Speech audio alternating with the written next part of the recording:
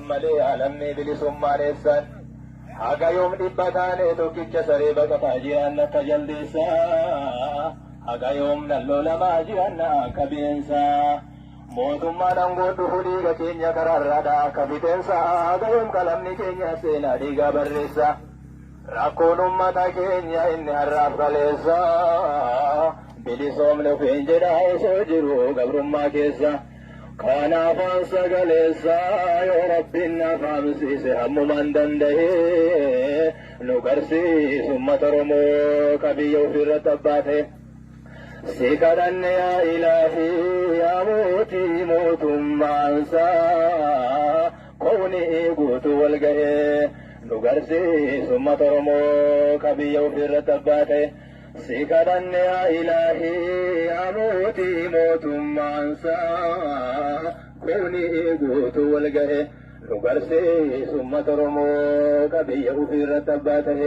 Oromoo jirtu? Jirtu Oromoo? Oromoo Waaqoo guutuu jirtu?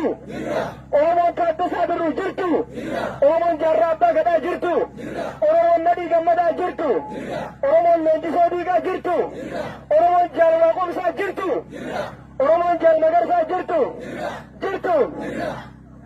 Calaqqee mallattoo bilisummaa agarsiiftu. Calaqqee mallattoo mootummaa Oromiyaa kinniisa damma agarsiiftu. Calaqqee mallattoo Oromiyaa bilisaa barii boruu agarsiiftu. Akkam bareeddan ijoollee nama gagammachiiftu. Amleen hin jiru Akkam bareeddan ijoollee nama gagammachiiftu. Ijoollee walirraa fuutee qabsoo akka xayyaaraa samiirra balaliiftu. Mee takkatu as baatee kilaashii kan keessaniin xiqqoo nan taphachiiftu.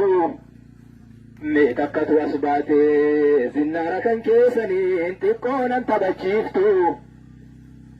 Mee takkatu as baatee bireena kan keessaniin xiqqoo nan taphachiiftu. Saba kan keetiif iftaa halkan addeessa taate guyyaa ammoo akka biiftu. Sabni keessi gaara maalaa jedhurree amma natti miyoon bilisummaa.